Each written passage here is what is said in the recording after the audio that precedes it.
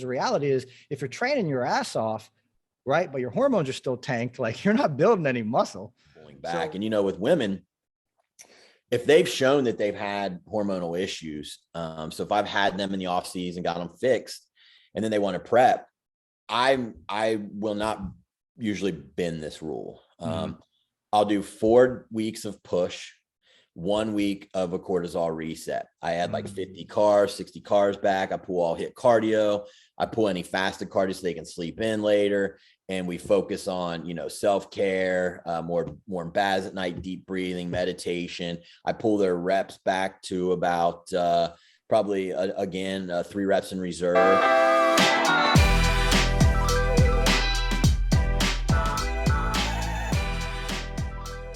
Used to be common practice in the industry. I'm sure you probably did it. I know I did it for a long period of time, but I had to kind of self-evaluate, right? I'm like, all right, when I first started coaching 2010, how am I going to transition out athletes out of competition? How am I going to transition people out of fat loss? Because at where we're at right now in my business, it's more about, hey, I want to help you look great, feel great, and be able to eat enough calories where you're not starving all the time so you can live a sustainable lifestyle with the new body that you worked for, with obviously internal health being a main priority. Back then, like we're just trying to get people into kind of a reverse diet or some form of a recovery diet where we're increasing calories, but with somewhat minimal adipose gain, right? We're trying to get them back to a healthy position, but we really didn't know what we were doing. And kind of principal rule of thumb in the industry was, well, just keep them in a reverse for 6 months. It's like, how do you even know if they're hormonally healthy again? Because we started to understand, right? Okay, well, T3 is going to tank during the prep unless you're on exogenous hormone.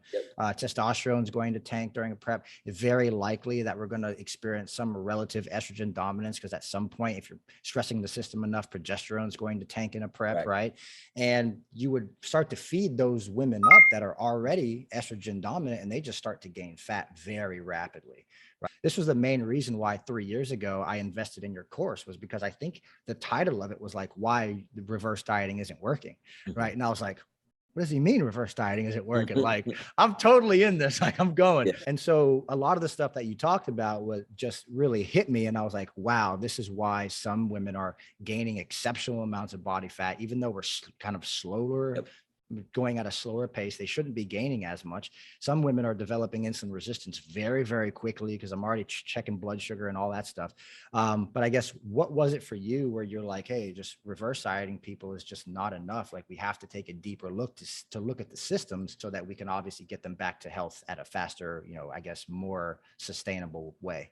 Yeah. So like you and like anyone else, that was my main thing after show. Okay, we're going to reverse you up. And I think I went through phases where early on in my career, I didn't believe in reversing that was going on in the industry where it's like, 15 carbs. Super slow. Yeah. Yeah. I'd get people back quick because I wanted to try to get the hormones going.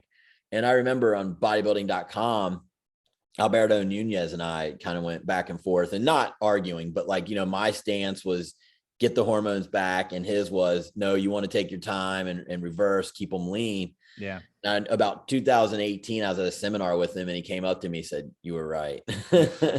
And I said, well, man, I fell into it too for a while where I was like, well, maybe I'm not right, but that's honestly, so for me, first and foremost, reverse dieting, I add a good amount of calories back pretty quickly to try to get them going.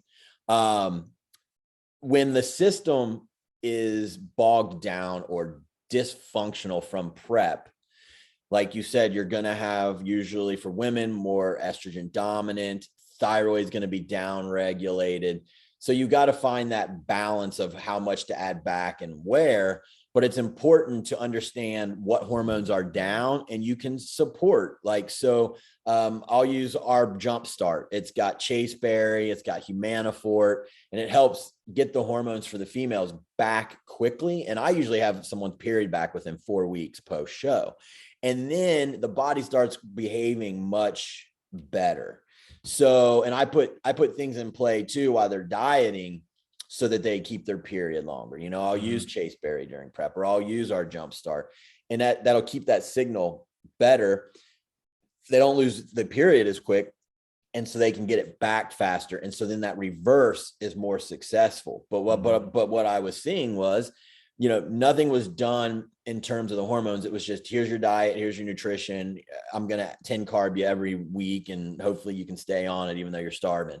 Yeah. And it just, it just wasn't restoring the hormonal function like we need, And so then I started getting people, well, I did the reverse and my prep didn't work. So now I'm coming to you. And, so you kind of got to unwind it and look at everything on that base level and start with some lab work and getting some data.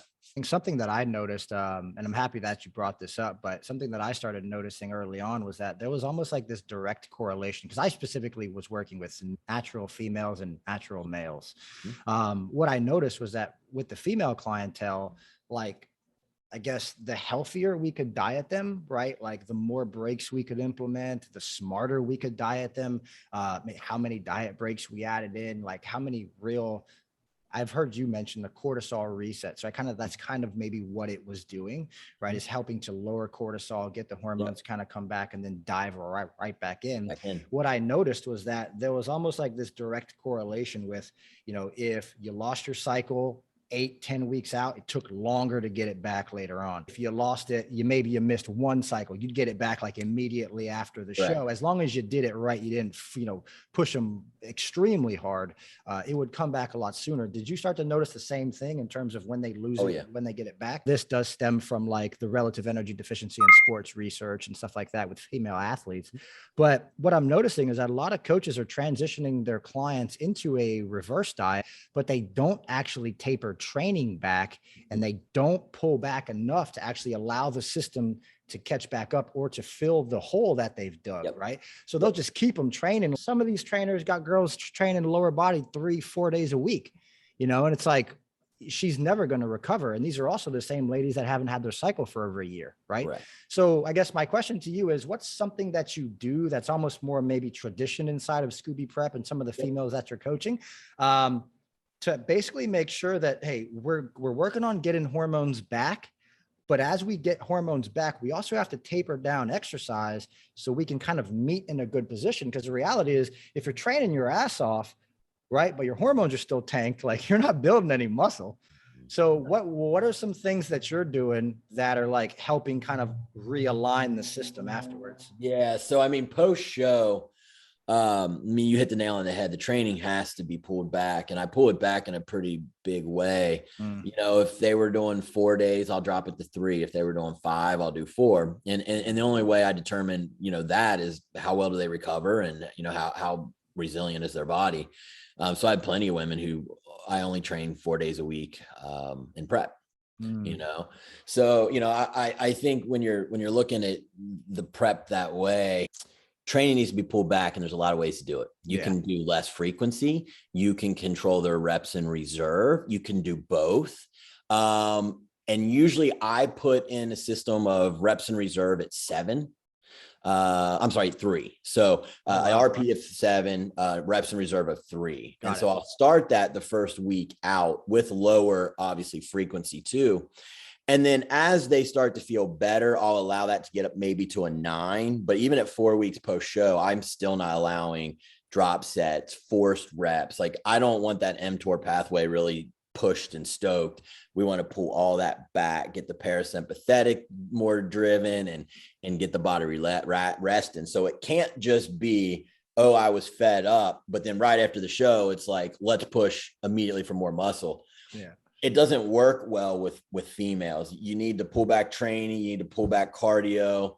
And as you add the diet up, there's, you can add a few select supplements to try to get the brain and the ovaries to communicate again. And the quicker you reestablish that, the better their off season is going to be. And the quicker you can start to now put in maybe, okay, well, I'll give you 1 set to failure, for 1 exercise per body part. So, you got 4 exercises for back. If you love rows, great. You can take 1 set at the top set to failure, and I'll start there and work that back in. But yeah, it's got to all be done in tandem.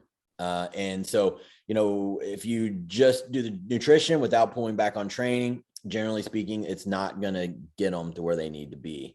So, yeah, it's definitely a thing where I'm pulling back. And, with women, if they've shown that they've had hormonal issues, so if I've had them in the off season, got them fixed, and then they want to prep, I will not usually bend this rule.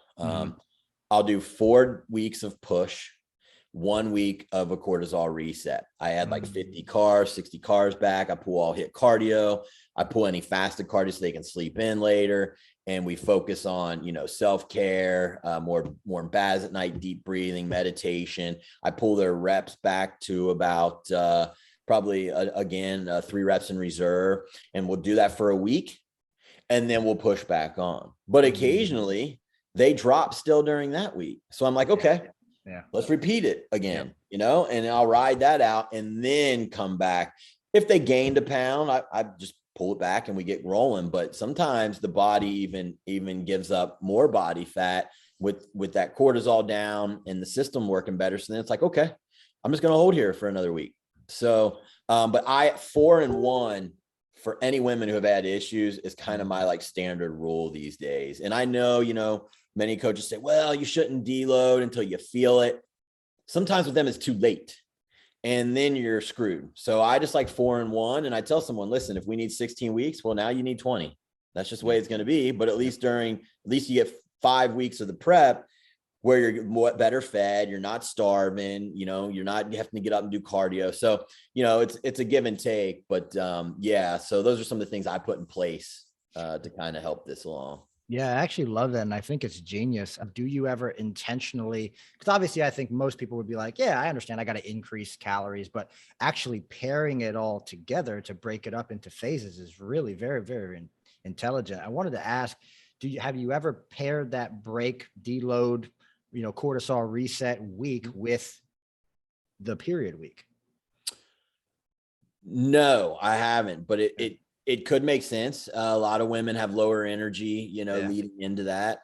I did have one female ask me about that recently, and we are going to go ahead and time that and try to get on that schedule because I think it makes sense. But technically, no, I haven't been doing that, and maybe that would be something wise to do. Yeah, I've actually found it very helpful because typically, instead of pushing a woman, pretty hard going into her cycle when she's already experiencing some cravings, obviously we know that progesterone and estrogen are fluctuating and they're a bit more emotional and some people have a tendency to want to overeat during that time because obviously the body's about to transition into a follicular phase where it's, typically utilizing glucose at a faster rate.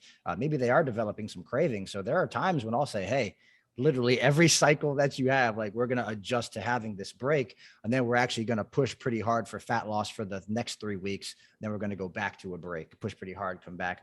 So what I noticed when I was prepping women and actually helping women with fat loss and kind of doing that, what I noticed was that they would keep their cycles for longer durations of time because we're basically starting 3 days before the cycle even starts.